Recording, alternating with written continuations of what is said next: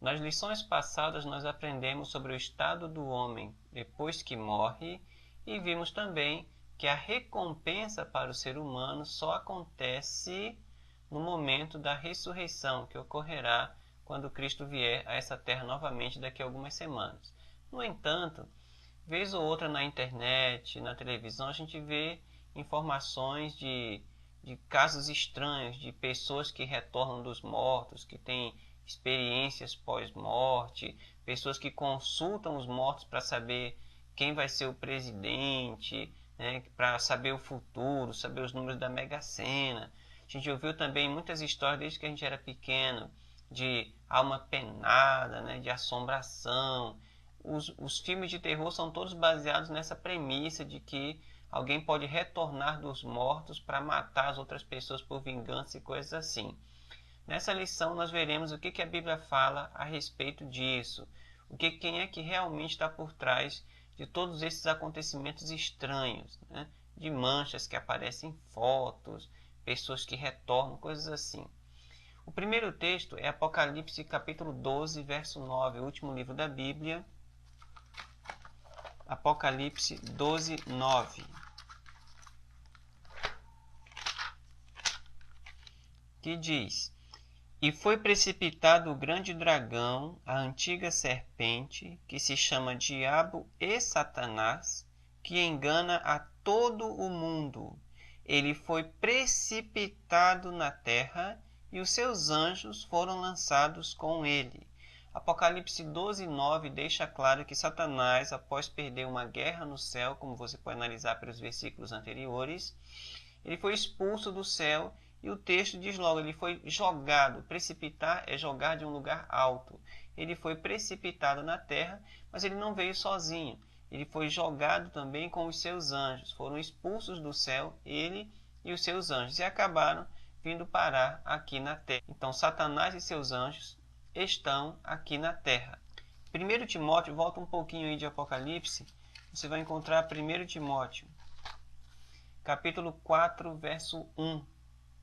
1 Timóteo 4,1 diz: Mas o Espírito Santo, expressamente diz que nos últimos tempos alguns apostatarão da fé, dando ouvidos a espíritos enganadores e a doutrinas de demônios.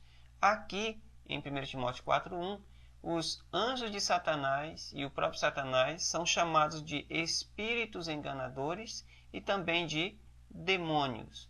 E ele lembra aqui que nesses últimos dias da história da Terra, em que por acaso, por coincidência, nós estamos, muitas pessoas iriam abandonar a fé, dando ouvidos a esses espíritos enganadores, a essas doutrinas demoníacas. Em 2 Coríntios, volta ainda mais um pouquinho, você vai chegar a 2 Coríntios, 2 Coríntios 11, versos 14 e 15. 2 Coríntios 11, 14 e 15 diz: E não é de admirar, pois o próprio Satanás se transforma em anjo de luz. Aqui no verso 14 a gente tem uma referência ao momento da tentação no deserto, quando Satanás se apresentou como anjo de luz. Então, o versículo anterior falou sobre espíritos enganadores e doutrinas de demônios. E 1 Coríntios 11, 14 diz, olha, Satanás pode se transformar em anjo de luz. E se ele pode se transformar em anjo de luz, imagina, verso 15, não é muito, pois, quer dizer, então não é difícil imaginar que os seus ministros, as pessoas que ele envia, ou mesmo seus próprios anjos, se transformem em ministros da justiça. O fim deles será conforme as suas obras. Em 2 Coríntios 11, 14 e 15, ele diz, olha, podem haver doutrinas de demônios sim. Por quê? Porque se o próprio Satanás vira um anjo de luz, imagina as pessoas que ele envia, ou mesmo os anjos dele, podem acabar se transformando em pregadores da justiça. Muitas pessoas se deixam utilizar por Satanás para pregar doutrinas que são antibíblicas. E muitas vezes os próprios anjos dele interferem, aparecendo, espalhando notícias e ideias que são contra a Bíblia. Mateus continua voltando aí um pouquinho, ainda no Novo Testamento. Mateus capítulo 8,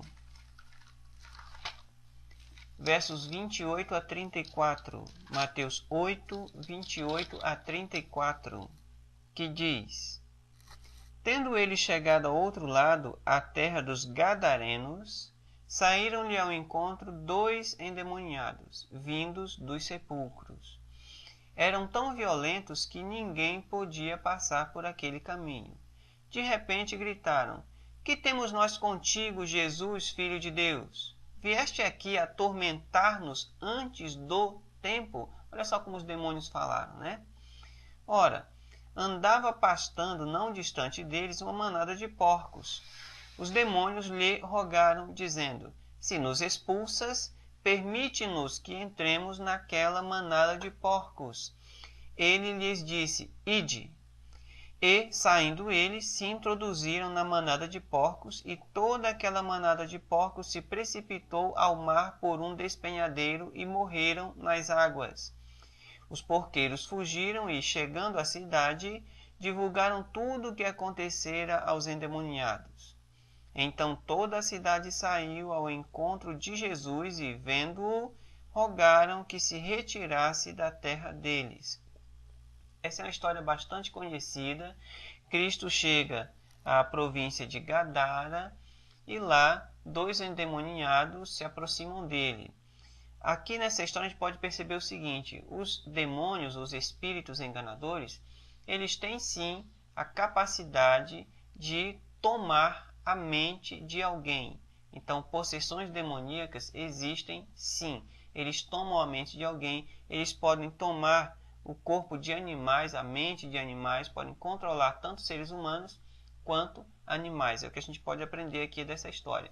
Há outras lições que a gente pode retirar daqui, mas não estariam no contexto aqui da nossa lição. O que a gente tem que ver é que os demônios eles têm a capacidade de tomar a mente ou o corpo tanto de seres humanos quanto de animais. Outro versículo, primeiro livro da Bíblia, Gênesis, capítulo 3. Gênesis 3, de 1 a 7. Gênesis 3, de 1 a 7. Tem também uma história bastante conhecida, a gente vai tirar umas ideias bem interessantes daqui. Ora, a serpente era o mais astuto de todos os animais do campo que o Senhor Deus tinha feito. Esta disse à mulher: É assim que Deus disse: Não comereis de toda a árvore do jardim? Respondeu a mulher à serpente: Do fruto das árvores do jardim podemos comer, mas do fruto da árvore que está no meio do jardim, disse Deus, não comereis dele, nem nele tocareis, para que não morrais. Então a serpente disse à mulher: Certamente não morrereis. Satanás se apossou deste animal, da serpente, e a gente tem aqui algo parecido com o ventriloquismo, né? Ele falou por meio desse animal. Outra ideia interessante aqui, quando ele diz no versículo 4, certamente não morrereis. Aqui nós temos o prenúncio da ideia mais satânica que já dominou o mundo. É a ideia da imortalidade da alma. Quer dizer, vocês não vão morrer, mesmo que vocês pequem. Essa premissa aqui acabou gerando uma doutrina que já tomou conta de todas as civilizações do mundo já por muito tempo. É a doutrina da imortalidade da alma. Continuando aqui, porque Deus sabe que no dia em que comerdes desse fruto, os vossos olhos se abrirão e sereis como Deus. A vontade aqui do ser humano ser igual a Deus em poder, mas não em caráter. A ideia de que eu posso continuar vivo para sempre, mesmo que o meu corpo morra. A minha alma, por assim dizer, continua viva e eu vou evoluindo, me tornando cada vez melhor até que eu me torne igual a Deus. Essa ideia que já é antiga, foi dada por Satanás na criação, não é uma ideia bíblica. Prosseguindo, conhecendo o bem e o mal. Verso 6, vendo a mulher que aquela árvore era boa para se comer e agradável aos olhos e árvore desejável para dar entendimento, tomou do seu fruto e comeu e deu também a seu marido que estava com ela e ele comeu. Então foram abertos os olhos de ambos e conheceram que estavam nus. Já não aconteceu aqui o que a serpente havia prometido. Eles tiveram conhecimento sim, mas foi um conhecimento que trouxe sofrimento. Cozeram, pois, folhas de figueira e cingiram-se, se vestiram com folhas de figueira. O próximo texto é Deuteronômio. Avança agora um pouquinho e chega aqui em Deuteronômio. Tem uma revelação bem interessante em Deuteronômio, capítulo 18, versos 10 a 14.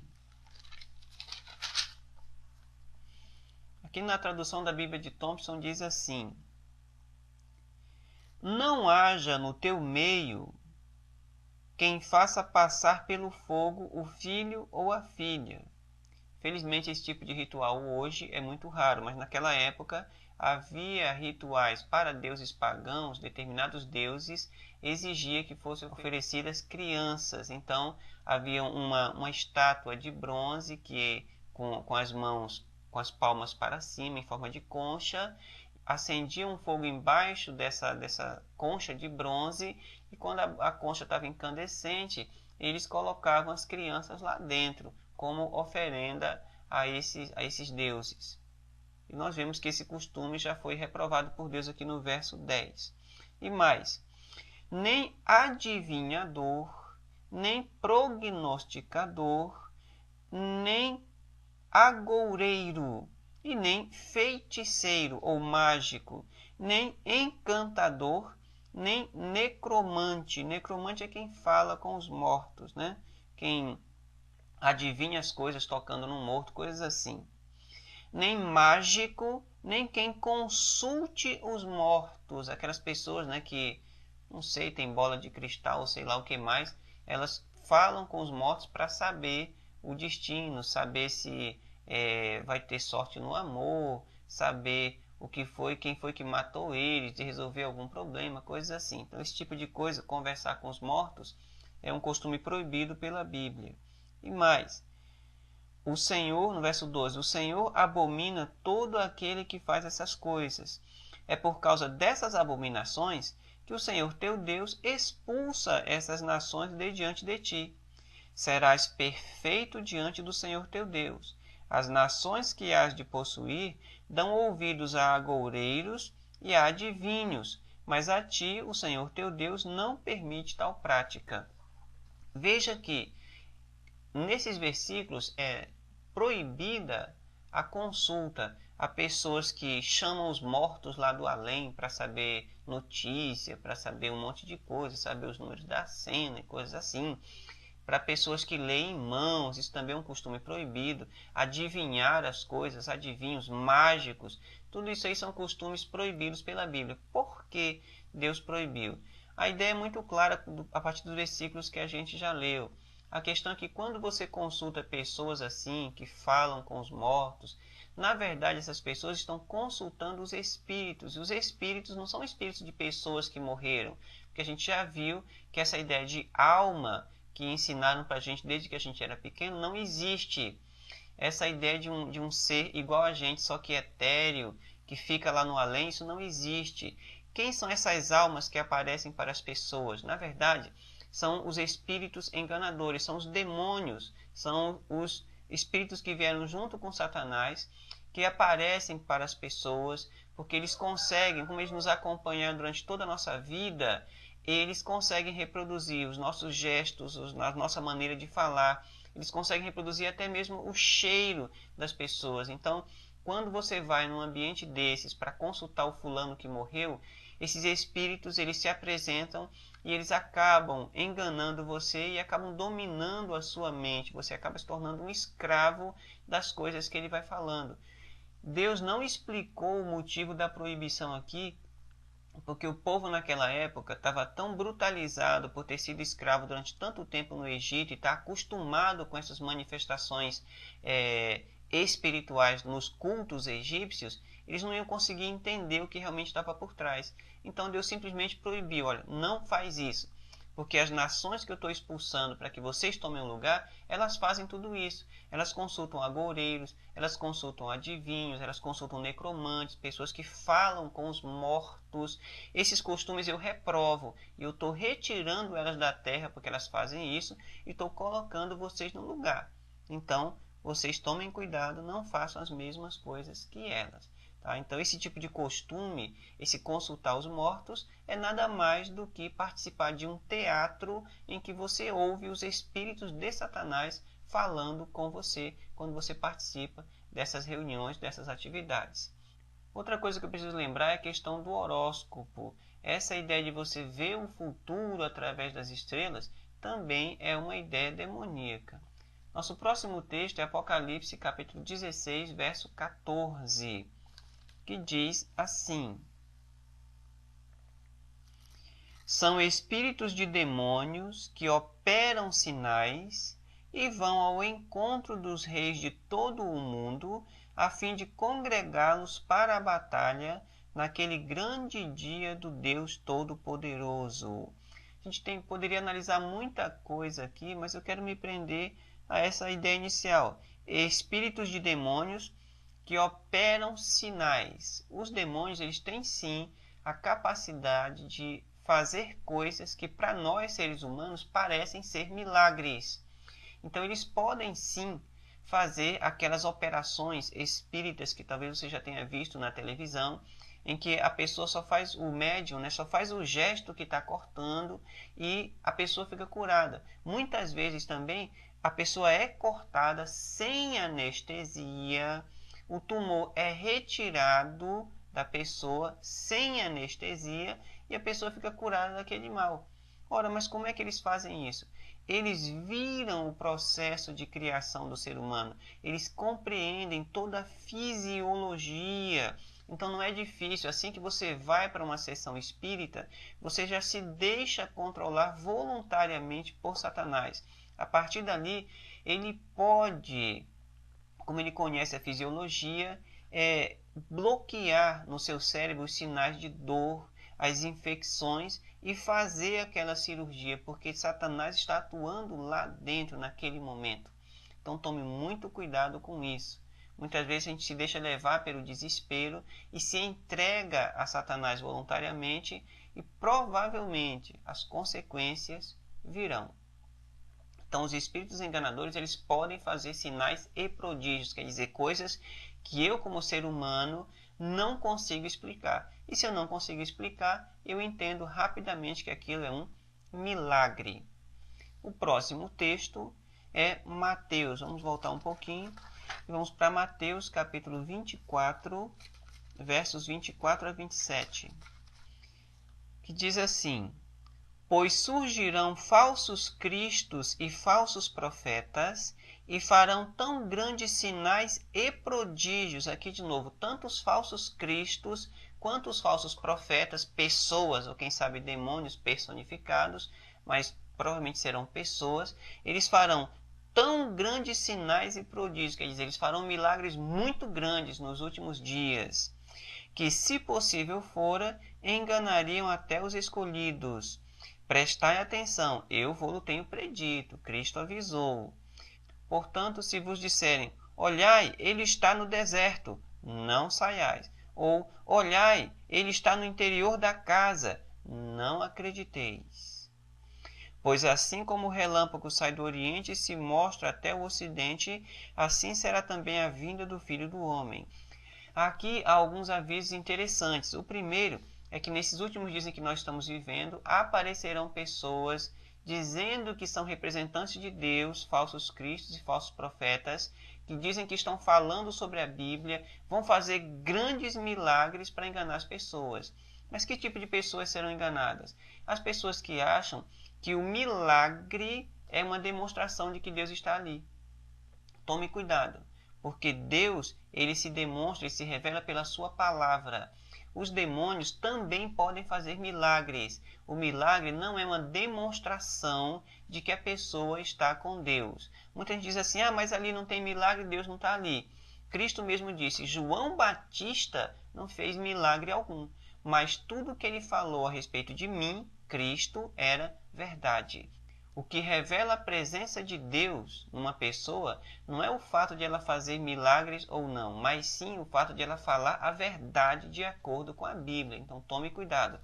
Muitas pessoas que se deixam levar pelos milagres vão ser arrebanhadas por Satanás nesses últimos dias em que nós estamos vivendo. Apocalipse capítulo 13. Apocalipse capítulo 13, versos 11 a 14. Também é um texto muito interessante que diz assim: Então vi subir da terra outra besta, e tinha 2 chifres semelhantes aos de um cordeiro, mas falava como dragão. O que essa besta fazia? Exercia toda a autoridade da primeira besta na sua presença, e fazia que a terra e os que nela habitavam adorassem a primeira besta, cuja chaga mortal fora curada. Beleza. Mas tem um detalhe interessante no verso 13.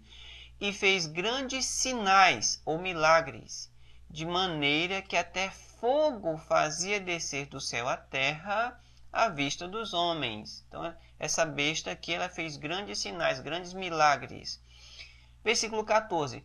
Por causa dos sinais que lhe foi permitido fazer na presença da besta, enganava os que habitavam na terra e dizia-lhes que fizessem uma imagem à besta que recebera a ferida da espada e vivia.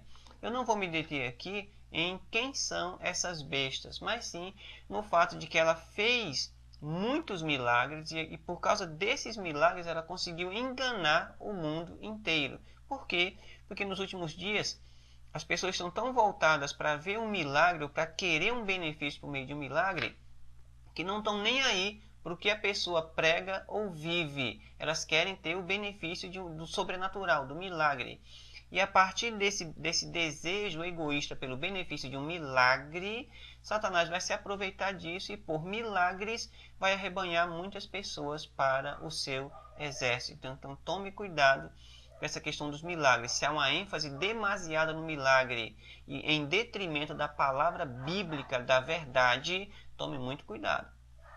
Então vamos só rever aqui o que foi que a gente aprendeu hoje. Nós aprendemos que quando Satanás perdeu a guerra no céu, ele tentou tomar o céu e acabou perdendo e foi expulso de lá. Quando ele foi expulso, ele e os seus anjos, eles acabaram parando aqui na terra.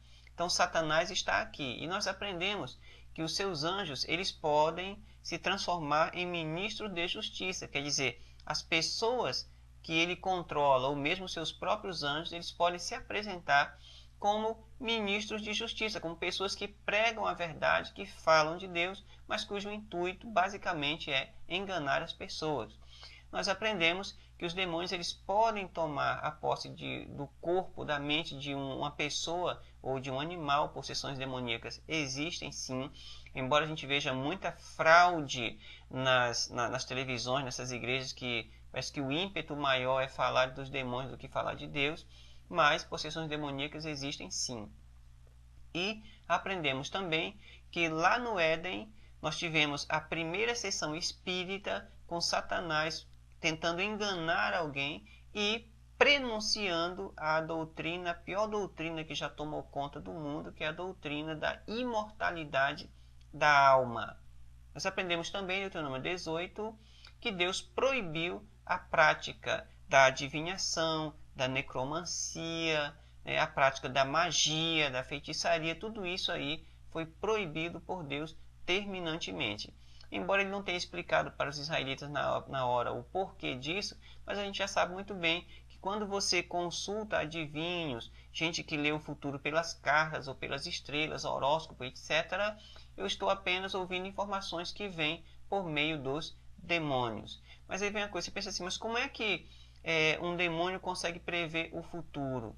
Não é que necessariamente ele preveja o futuro. Além de eles serem muito inteligentes e conseguirem entender as probabilidades das ações das pessoas, eles têm uma rede de informação muito boa. Eles veem tudo, eles conseguem acompanhar as nossas ações, veem os nossos gestos e eles conseguem, já acompanhando as circunstâncias que nos cercam, as circunstâncias que muitas vezes a gente não conhece, eles apresentam a nós, quando nós vamos procurar essas pessoas que adivinham o futuro, eles apresentam a nós uma série de fatos que a gente não conhece e que, quando acontece, que a gente toma conhecimento disso, a gente acha que foi uma previsão de futuro. Mas vamos prosseguir. Nós aprendemos também que os demônios eles têm a capacidade, sim, de fazer coisas que a gente não entende. E a gente consegue, a gente chama isso de milagre. Eles conseguem fazer o que a gente chama de milagres. Por isso a gente tem que tomar cuidado com igrejas muito milagreiras ou com lugares muito milagreiros, sessões espíritas em que fazem curas e coisas assim. Muito cuidado com isso.